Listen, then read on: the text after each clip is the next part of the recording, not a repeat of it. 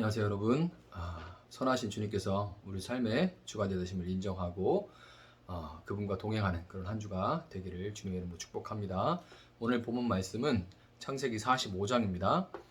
요셉이 시종하는 자들 앞에서 그 정을 억제하지 못하여 소리질러 모든 사람을 자기에게서 물러가라 하고 그 형제들에게 자기를 알리니 그때에 그와 함께한 다른 사람이 없었더라. 요셉이 큰 소리로 우니 애굽 사람에게 들리며 바로의 궁중에 들리더라. 요셉이 그 형들에게 이르되 나는 요셉이라 내 아버지께서 아직 살아계시니까 형들이 그 앞에서 놀라서 대답하지 못하더라. 요셉이 형들에게 이르되 내게로 가까이 오소서. 그들이 가까이 가니 이르되 나는 당신들의 아우 요셉이니 당신들이 애굽의 판자라. 당신들이 나를 이곳에 팔았다고 해서 근심하지 마소서. 한탄하지 마소서. 하나님이 생명을 구원하시려고 나를 당신들보다 먼저 보내셨나이다. 이 땅에 2년 동안 흉년이 들었으나 아직 5년은 밭가리도 못하고 추소도 못할지라. 하나님이 큰 구원으로 당신들의 생명을 보존하고 당신들의 후손을 세상에 두시려고 나를 당신들보다 먼저 보내셨나니 그런즉 나를 이리로 보낸 이는 당신들이 아니오 하나님이시라. 하나님이 나를 바로에게 아버지로 삼으시고 그 온 집의 주로 삼으시며 애굽 온 땅의 통치자로 삼으셨나이다. 당신들은 속히 아버지께로 올라가서 아뢰기를 아버지의 아들 요셉의 말에 하나님이 나를 애굽 전국의 주로 세우셨으니 지체 말고 내게로 내려오사 아버지의 아들들과 아버지의 손자들과 아버지의 양과 소와 모든 소유가 고센 땅에 머물며 나와 가깝게 하소서. 흉년이 아직 5해가 있으니 내가 거기서 아버지를 봉양하리이다. 아버지와 아버지의 가족과 아버지께 속한 모든 사람에게 부족함이 없도록 하겠나이다 하더라고 전하소서. 당신들의 눈과 내 아우 베냐민의 눈이 보는 바 당신들에게 이 말을 하는 것은 내 입이라. 당신들은 내가 애굽에서 누리는 영화와 당신들이 본 모든 것을 다 내 아버지께 아뢰고 속히 모시고 내려오소서 하며 자기 아우 베냐민의 목을 안고 우니 베냐민도 요셉의 목을 안고 우니라. 요셉이 또 형들과 입맞추며 안고 우니 형들이 그제서야 요셉과 말하니라.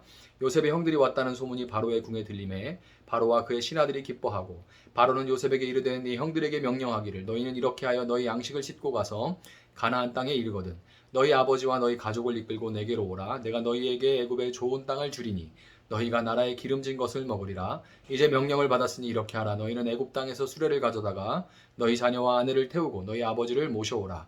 또 너희의 기구를 아끼지 말라. 온 애굽 땅에 좋은 것이 너희 것임이니라. 이스라엘의 아들들이 그대로 할세. 요셉이 바로의 명령대로 그들에게 수레를 주고 길 양식을 주며 또 그들에게 다 각기 옷 한 벌씩을 주되 베냐민에게는 은 300과 옷 5벌을 주고 그가 또 이와 같이 그 아버지에게 보내되 순하기 열필에 애굽의 아름다운 물품을 실리고 암나기 열필에는 아버지에게 길에서 드릴 곡식과 떡과 양식을 실리고 이에 형들을 돌려보내며 그들에게 이르되 당신들은 길에서 다투지 말라 하였더라. 그들이 애굽에서 올라와 가나안 땅으로 들어가서 아버지 야곱에게 이르되 알리어 이르되 요셉이 지금까지 살아있어 애굽 땅 총리가 되었더이다. 야곱이 그들의 말을 믿지 못하여 어리중절하더니 그들이 또 요셉이 자기들에게 부탁한 모든 말로 그에게 말하매 그들의 아버지 야곱은 요셉이 자기를 태우려고 보낸 수레를 보고서야 기운이 소생한지라. 이스라엘이 이르되 조카도다. 내 아들 요셉이 지금까지 살아있으니 내가 죽기 전에 가서 그를 보리라 하니라. 아멘. 자, 형들에 대해서 이 요셉이 2번에 걸쳐서 시험을 하죠. 이 시험을 하는 동안 우리는 이제 오랫동안 교회를 다니신 분들은 익히 들어서 아시는 이야기지만 그럼에도 불구하고 이 시험으로 인해서 위기감과 긴장감이 굉장히 고조됐었죠. 이 긴장감이 고조되던 쭉 긴장감이 계속해서 고조되다 오던 이 야곱 가정의 이야기는 오늘 본문인 창세기 45장에 이르러서 마침내 이제 절정에 이르렀습니다. 요셉이 마침내 형들 앞에서 자기의 정체를 이제 커밍아웃 한 거죠. 형들은 정말 얼마나 놀라고 어안이 벙벙했던지 요셉이 이제 자초지종을 이렇게 저렇게 설명하고 아우 베냐민에 이어서 자신들을 입맞추고 끌어안고서 우니까 그때서야 요셉과 말을 시작할 수 있었을 정도입니다. 그냥 벙쪄 있었던 거죠. 현실감이 안 드니까. 자, 요셉은 형들에게 자신을 알리면서 큰 소리로 이제 울기 시작하는데요.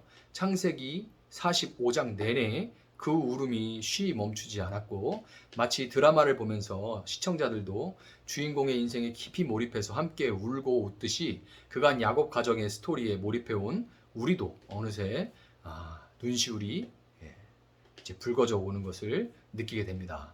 요셉이 그토록 크게 울음을 터뜨린 것은 1절에도 언급된 것처럼 당연히 그 정을 억제하지 못해서 감정이 북받쳐서 그런 것이지만 그것이 단순히 이 그동안의 타향살이의 외로움과 가족에 대한 그리움으로 인한 것만은 아니었다는 것을 우리는 그 뒤에 요셉이 한 말, 그 뒤에 이어지는 그 요셉의 한 말을 통해서 우리는 알 수가 있습니다. 요셉이 4절에서 한 말, 나는 당신들의 아우 요셉이니 당신들이 애굽의 판자라. 이 말은 누구나 할 수 있는 말이죠. 근데 보통은 이렇게 당신들이 판자라. 이제 좀 맞자. 이렇게 돼야 되는 게 맞죠? 그런데 누구나 할 수 있는 말인데 그런데 이어지는 5절에서 요셉이 이렇게 말합니다. 당신들이 나를 이곳에 팔았다고 해서 근심하지 마소서, 한탄하지 마소서. 하나님이 생명을 구원하시려고 나를 당신들보다 먼저 보내셨나이다. 정말 놀라운 고백을 요셉이 하고 있는 거예요. 이 요셉의 눈물은 마치 하나님이 안 계신 것 같았던 그의 삶 속에서 여러분 저도 예수 믿고 하나님을 믿지만 하나님이 눈에 보이는 것도 아니고 하루하루 살아가면서 하나님이 없는 것처럼 느껴질 때 정말 많습니다. 요셉도 마찬가지죠.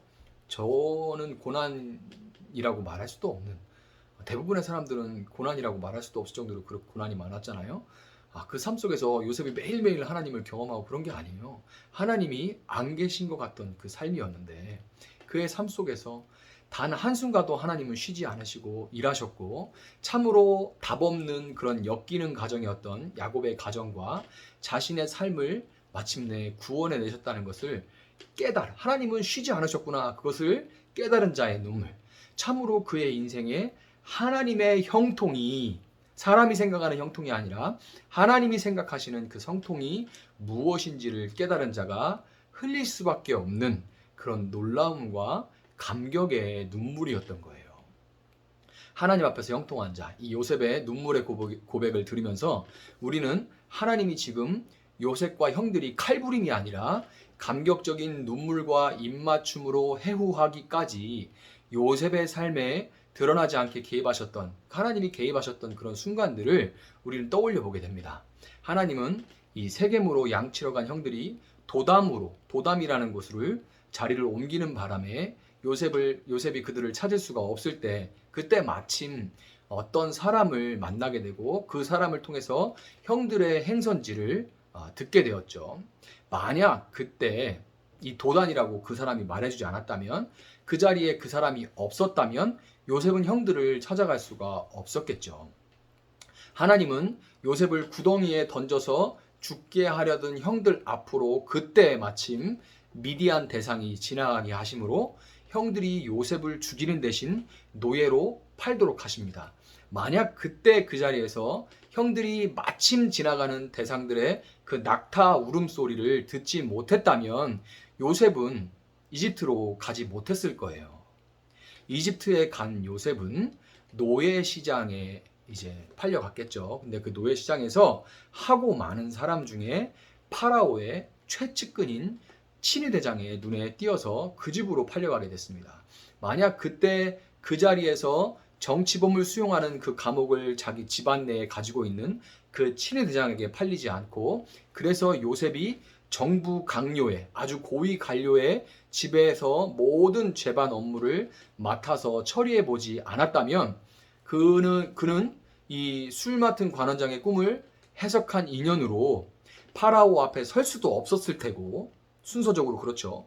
그리고 갑작스럽게 총리가 돼서도 마치 그 일을 위해서 오랫동안 총리 수업을 받아온 것처럼 나라 살림을 위한 막대한 그 행정 업무를 감당할 수 없었을 거예요.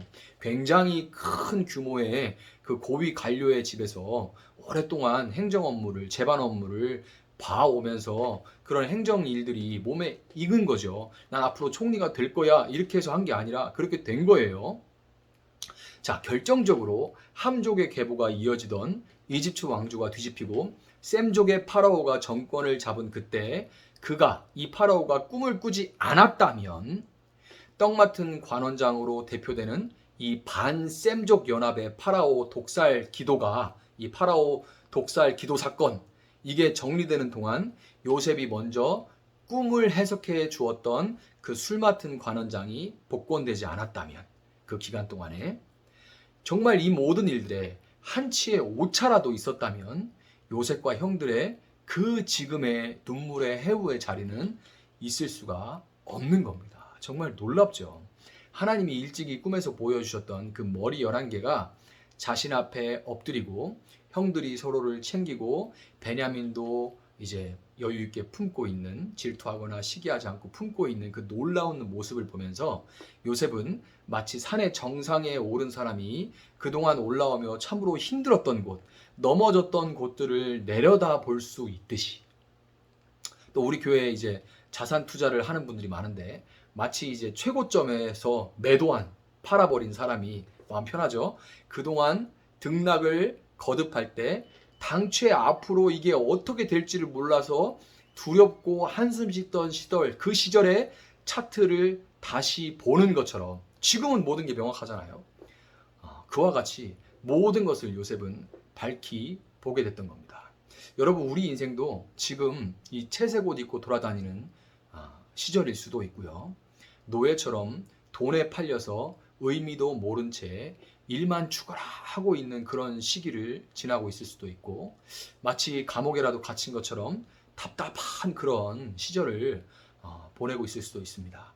그렇지만 분명한 것은 이 요셉이 그의 삶으로 미리 보여준 이 예수님으로 인해서 우리는 요셉과 같이 형통한 사람이 되었기 때문에 우리 삶의 하나님은 정확한 때에 정확한 장소에서 여전히 우리 삶에 개입하고 계시다는 거예요. 우리 인생 가운데 숨어서 일하고 계신 이 하나님이 궁극적으로 원하시는 것은 요셉의 고백에서 볼 수 있듯이 생명을 구원하시는 겁니다.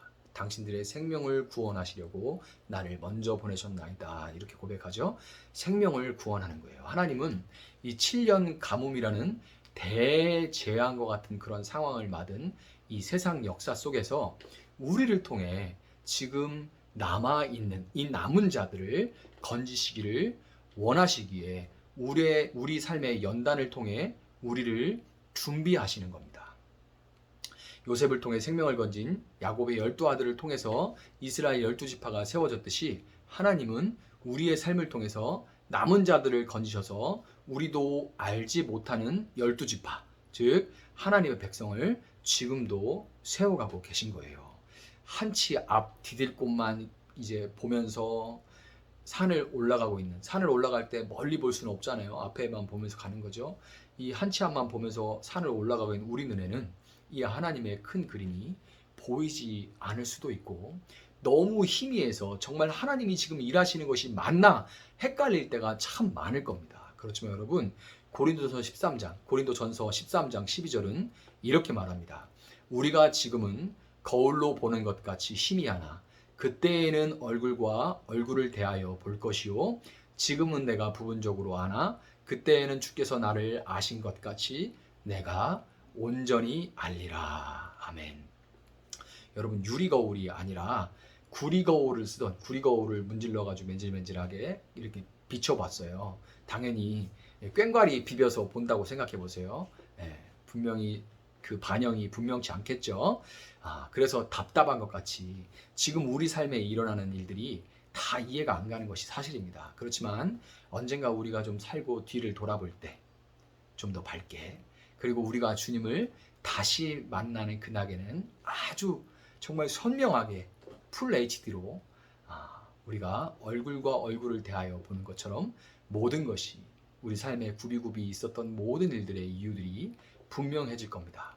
우리 삶을 주관하시는 하나님의 주권을 인정하고 믿을 때 우리는 요셉이 당신들이 나를 판 것이 아니라, 당신들이 한 것이 아니요, 하나님이 나를 먼저 보내셨소, 이렇게 고백했듯이 더 이상 우리의 환경이, 우리의 수저 색깔이, 이런저런 조건들이 내 인생을 주관하지 못하도록 그렇게 할 수 있고, 또한 그때 우리는 다른 사람들을 진정으로 용서하고 스스로 높아지거나 비관하는 그런 덫에 빠지지 않을 수 있게 되는 겁니다. 여러분 새로운 한 주를 시작하면서 이번 한 주도 어떤 일이 있을지 우리 알지 못하지만 형통한 자들로서 여러분의 인생에 마치 숨어 있는 것 같지만 그러나 분명히 일하고 계시는 하나님의 주권을 인정하면서 생명을 살리는 삶으로 준비되어져 가고 또한 그렇게 살아내기를 주님의 이름으로 축복합니다. 제가 한번 기도하겠습니다. 사랑하시는 하나님 감사합니다. 이렇게 새로운 한 주를 주님의 말씀으로 시작할 수 있게 하시니 감사합니다. 요셉의 삶 가운데 정확하게 개입하셔서 일하셨던 하나님, 당신을 드러내지 않으시지만 숨어 계시지만 그러나 여전히 우리 삶 가운데 일하고 계신 성실하신 하나님, 우리가 그 하나님을 믿습니다. 그 하나님은 실패하지 않으시는 줄 믿습니다. 비록 내 지금 처지가 구리 거울을 보는 것 같이 답답하지만 그러나 그날에 우리가 모든 걸 밝히 알고 그렇게 우리 삶 가운데 숨어 일하셨던 하나님의 손길을 보면서 우리가 그날의 기쁨의 눈물을, 감격의 눈물을 요셉과 같이 흘리게 될 줄 믿습니다. 우리가 이 소망 가지고 정말 우리가 넓은 마음 가지고 여유 있게 하나님의 주권을 인정하며 용서하고 나눠주고 베풀며 그렇게 살아갈 수 있는 그런 한 주가 될 수 있도록 소망이 가득한 그런 한 주가 될 수 있도록 하나님 함께하여 주시옵소서. 그렇게 행하실 주님을 찬양하며 감사하며 예수님의 이름으로 기도합니다. 아멘. 오늘 주신 말씀 붙들고 계속해서 우리 기도하겠습니다.